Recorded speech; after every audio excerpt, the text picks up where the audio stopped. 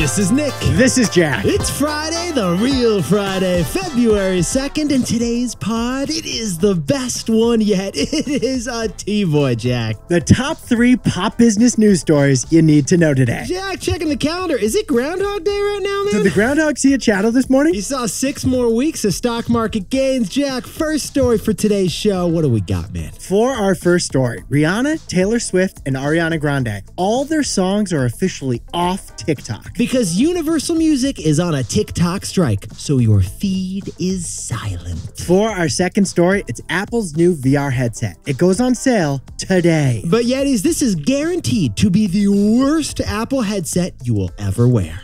And that's actually a good thing. We'll explain. Third story, what do we got? And our third and final story, the company that makes your Wilson tennis racket, your ski parka, and your hiking boots just IPO'd. Amer Sports. It is the first ever pure play gear stock.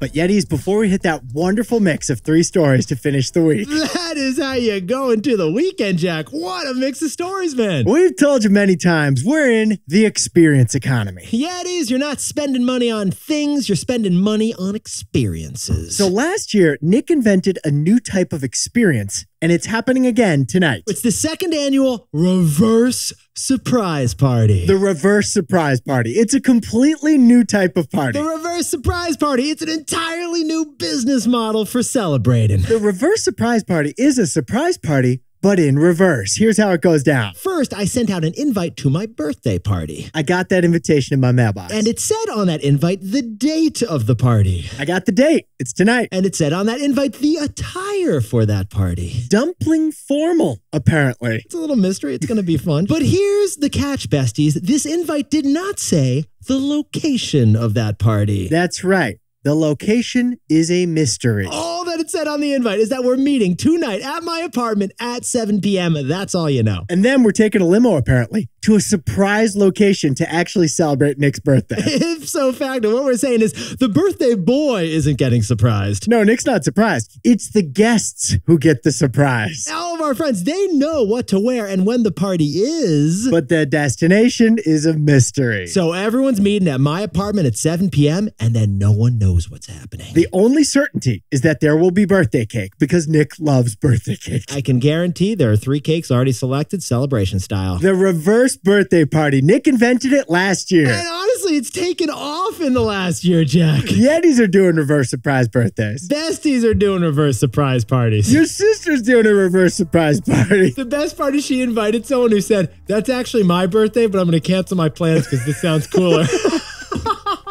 Everyone showed up at her place, taking a limo to a surprise location. They could be going to Cirque du Soleil. Or it could be going to Burger King. All you know is the date and the dress code, that's it. The rest of the party is a surprise. And that is the reverse surprise party. Patent pending at the U.S. Trademark Office. Jack, you better wear dumpling formal. Yetis, let's hit our 3 stories. In reverse. 15 years before this song, 2 boys from the Northeast met in the dorm. They had an idea that caused a cultural storm. It's the best one yet, but the best is the norm. Jack, Nick, that's it. I don't even think they need to practice. 50%, that's a fat tip. T-Boy City on your at list. If you know, you know, cause we ready to go. We can't wait no more, so just start the show. Start the show. For our first story, Rihanna, Taylor Swift, and Ariana Grande all just got taken off TikTok. It's the great TikTok music purge, and it all comes down to pennies. And we're going to explain it all using Rihanna's own lyrics. But besties, at midnight Pacific time on February 1st, the great TikTok music purge commenced. I mean, Jack, I remember where I was. You remember where you were. We're all going to remember where we were. TikTok no longer had permission to use millions of the most popular hit songs on their app. I was having an oatmeal breakfast, a cold oatmeal breakfast, and I noticed I couldn't hear anything, Jack. Besties, any musician repped by Universal Music Group was banned from being used on TikTok. Yeah, it is. If you want to use music from Taylor Swift or from Drake or from BTS on TikTok right now, you can't. Or if you posted something 2 years ago and you added Rick Ross's Hustling as the music in the background, that video is now muted. Okay, if I went back to that video of you dancing your butt off to Rick Ross's Hustling, what am I going to see, Jack? You're just going to see a video of me pumping my fists and shaking my butt in silence. Because there is no big pop music on TikTok right now. Because Rick Ross's record label isn't cool with TikTok right now. Jack and I were thinking about this story, and we were trying to come up with the best way to explain this strange TikTok situation to you. Turns out this TikTok and music industry drama can be explained by Rihanna's discography. First, don't stop the music. That's a Riri song, but that's what happened. The music stopped on February 1st. Which leads to our second Riri song, Bitch Better Have My Money. Because the music label wants more money from TikTok. That's the dispute. Besties, Universal is one of the 3 big record labels that control and own most of the music that we all listen to. And when you watch a video on TikTok, Instagram, or YouTube, the record label makes money if one of their songs is played in the background of that video. But Yetis, Universal says that TikTok is being, as Rihanna would put it, a rude boy. Because TikTok is only offering a fraction of the rate that other social medias are paying for their music. So until TikTok and Universal Music reach an agreement, we will not hear pop music on TikTok. Which leads to our 4th and final Rihanna song. Where have you been? Waiting for a contract. Call me rude boy, call me rude boy. So Jack, what's the takeaway for our buddies over at TikTok and Universal? This music purge comes down to pennies. Yetis, the core conflict of TikTok versus the music industry, it comes down to one thing, and that thing is pennies. Basically, TikTok is offering to pay 1 cent per 1,000 streams. But the record label wants 2 cents per 1,000 streams. Now, when you add up all the TikTok videos that are swiped and watched, that's millions and billions of streams and a lot of money. But this conflict, this issue, the contract itself, it's actually a debate over pennies. What happens next? There's going to be no music from Universal musicians until they sign a contract. Until they make peace over pennies. For our second story, today is Apple's biggest day of the year because you can walk into an Apple store and walk out with an Apple Vision Pro. This Apple Vision Pro is guaranteed to be the worst one that you'll ever use. But that doesn't mean it's bad. No, it doesn't. Jack, I'm going to whip out a few names for you over here. Okay, here we go.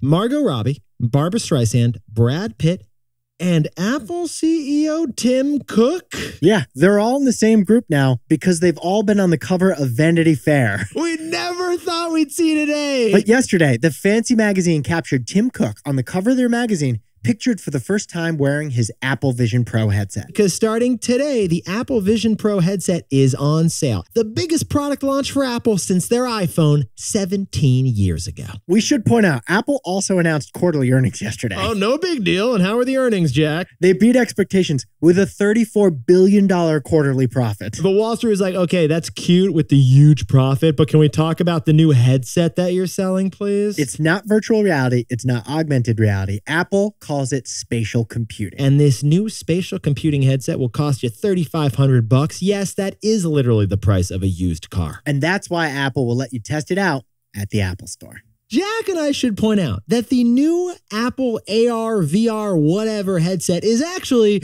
the most heavily reviewed tech product of the 21st century. Every techie had a YouTube video trying this thing out. There were more hot takes on this product than the core of a volcano, Jack. Honestly, our favorite description of this thing, if a VR headset is a Schwinn bicycle, then this Apple version is a Gulfstream private jet. If you're wearing an Apple Vision Pro, you can multitask to the max. Yeah, Yetis, the key use case of this product, the key value proposition of this product is that it makes you a productivity powerhouse with over 600 apps at your eyelids. You can watch a Zoom meeting and see the whole PowerPoint that Carol from accounting is presenting, and you can do all that while doing your dishes in your kitchen. You can watch season 2 of The Bear and text your buddy Timmy while rowing a rowing machine the entire time. If you're cooking some risotto in the kitchen, you can open up a cooking app, which shows you the recipe on the left side of the screen, and then you can throw a timer app up on the stove. Now, here's where things get interesting. You can move around your kitchen like searching for the chickpeas for the recipe, but the timer app stays above the stove the entire time. That's the spatial computing part.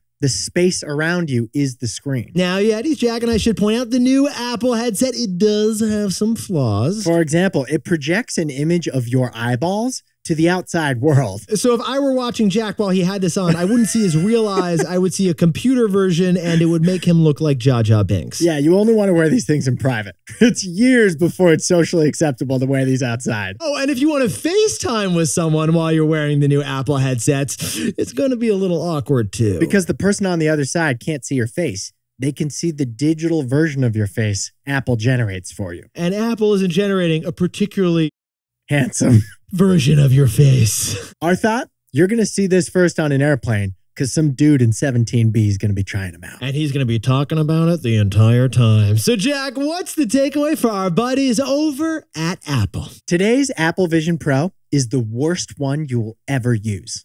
Because Yetis, the computer your parents used 30 years ago was the size of a bank vault. And the BlackBerry you used 20 years ago had a black and white screen. And the original iPhone you loved so much a decade ago, it's like a hammer compared to the new iPhone 15. In tech, the fast pace of innovation means that tomorrow's version will be lighter, faster, and cheaper than today's version. Especially early in a product's development, it's like Moore's Law, isn't it, Jack? Every 2 years, things get twice as good for half the price. And that is why one Apple analyst expects these new Vision Pro headsets to be as small as eyeglasses and cost a third as much in just a few years. Because when it comes to innovation, the first one is the worst one. But that doesn't mean it's bad.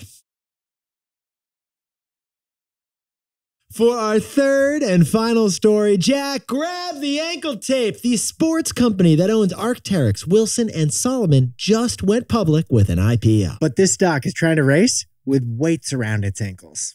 Come into the equipment room and we'll explain it. Yeah, it is. If you have a poster on your wall of a ball player, chances are they were whacking something made by Amer Sports. Because Amer is an equipment manager's favorite stock. Yeah, Amer Sports is a company that's basically assembled the dream team of sports brands. Because they own Wilson, which makes the official football of the NFL, the official basketball of the NBA, and the official tennis ball of pro tennis. And they own Atomic, the official skis that Michaela Schifrin wins her gold medals on. They even own ArcTeryx, which makes the $1,600 parka. That's basically the dress code at the Yellowstone Club. The ArcTeryx underwear is basically costing more than the skis at this point, Jack. Amer Sports, the group of outdoor and sports companies, just IPO'd yesterday. And this racket smacking bootwear and ski buckling sport company is officially public at a $6 billion valuation. It's the first big IPO of the year. Now, Yetis, Jack and I jumped in T-Boy style to the S1 IPO paperwork, and we noticed that their history is wild. Amer Sports was founded in Finland, then China, now the United States. They're basically like an athlete who was born in one country, trains in another country, and then is doing the competitions in a whole different country. Because after World War II, Amer was founded in Finland, and they started off by selling tobacco. I'm sorry, can you repeat that one, Jack? Tobacco. Because sports companies start with cigarettes. Okay, then in the 1980s, this company decided, hey, why don't we use our cigarette profits to diversify into another industry like sports? They basically wanted to get into shape. Yeah, they went from cigars to rackets. That is literally what they did. Then in 2019, a Chinese sports company bought Amer and introduced all those sports brands Nick and I were just talking about to China. And he's added it all up, and this company has pivoted its business model and its headquarters enough times to deserve an Olympic medal. But there's a couple problems with all those pivots. First, we noticed that 20% of their sales are in China, and that's kind of a risk given the U.S. and China tension these days. Then we noticed another foul in their IPO paperwork. Jack and I control F the IPO paperwork, and we noticed that they mentioned the word tennis 34 times and skiing 41 times. But they mentioned the word debt 74 times and interest 255 times. Yetis Amer Sports is more focused on paying debts than playing balls. They need to pay their debts before they can play their balls. I think I understand what you're saying, but I like what you're saying, Jack. So, Jack, what's the takeaway for our buddies over at Amer Sports? This stock is running in a race with weights around its ankles. Yetis, when Amer Sports was acquired in 2019, it wasn't a cash deal. It was a debt deal. And that debt continues to haunt Amer even after the IPO. Because Amer has $2 billion of IOUs. And because it must pay interest on all that debt, it has swung from what would have been a profit to a loss for 3 years in a row. Now, Yetis, Amer Sports, they are bullish that pickleball can boost sales of their new Wilson rackets. And they're bullish that splurging skiers want the fanciest jackets to match their fancy ski boots in Aspen. But why has this company lost money each of the last 3 years? It's because of debt. This new stock is running a race with weights around its ankles. But Yetis, this pod's not over yet. Here's what else you need to know today. First, we got more big tech earnings out there. Amazon, its stock hit a record high on huge earnings growth, 14% sales growth. While Meta just announced they're paying their first dividend, and they also hit an all-time high stock price. And second, Ferrari, its stock jumped 10% on word the race car driver Lewis Hamilton is leaving Mercedes to race for Ferrari. If Lewis Hamilton wins more F1 races in the future, it'll be with the Italian Stallions. And finally, the Grammy Awards are this Sunday, and they'll be hosted by Trevor Noah. It's actually the 4th time that Trevor Noah is going to host the Grammys, and he's only 39 years old. It's one of those guys who makes your resume feel really self-conscious. Yeah, you do not want to look at his LinkedIn. It's gonna hurt. Now, time for the best fact yet. This one sent in by Stephen Hammond from lovely Kirkland, Washington, home of Costco. On a recent podcast, you mentioned Achilles, who, in Greek myth, was the greatest warrior of Agamemnon's army. His heel was said to be his only weakness. But do you know why that is? Well, according to myth, Thetis, mother of Achilles, was told her child would die at a young age. To save him, she took Achilles to the river Styx, the waters of which were said to be able to change the very nature of life and death. She risked dipping Achilles into the water, knowing it might make him immortal. The only place on Achilles' body that was not touched by the water was his heel that she held him by, so it was the only part of his body that was not impervious to damage. And that's when they invented the expression, you missed a spot. Yeah, like, honestly, Achilles needs a little ankle tape from our buddies over at Amer Sports, Jack. If only Achilles' mom had tongs, there'd be no issue here. Yetis, you looked fantastic all week. And remember, if you're heading to a reverse surprise party this weekend, you're going to have a good time. Do you shout surprise when you arrive at the location? Yeah, as they arrive, I shout surprise. And then they're surprised. Gets them every time. Oh, and one more thing, besties. Check out your email inbox tomorrow morning. We're going to sneak something special in there for you. If you know, you know. Nick and I will see you Monday. Celebrate the wins. Can't wait.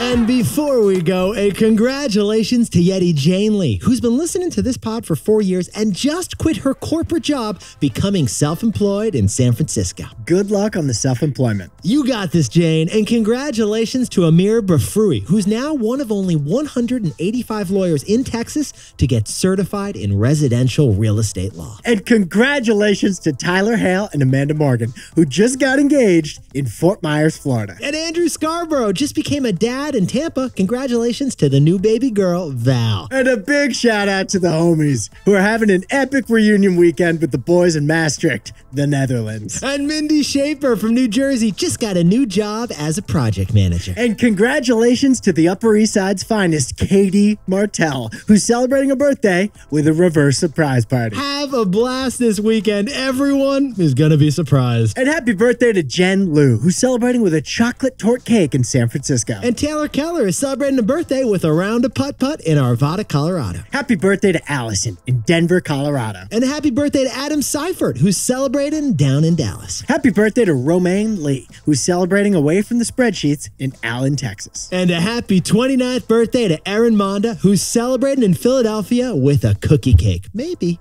a cookie crisp cake. And finally, it's date night, and Pookie is looking absolutely fire tonight. Celebrate the wins. This is Jack. I own stock of Amazon, and Nick and I both own stock of Apple. Just like an ankle weight. It drags you down. I think that's clear. I thought that was, I didn't think the clarification was needed either, but I didn't want to call you out on the show. I think that could go on the show too. No, I do. I really do. Dude, I think Jack's like, hey, you want to be on the show? You can come on the show. Nick, one sec. There's a pigeon here. Let's bring him on the show. No, dude, it was basically an outtake. No, and like that stuff is gold. It was an intake. In show outtake. It's an intake.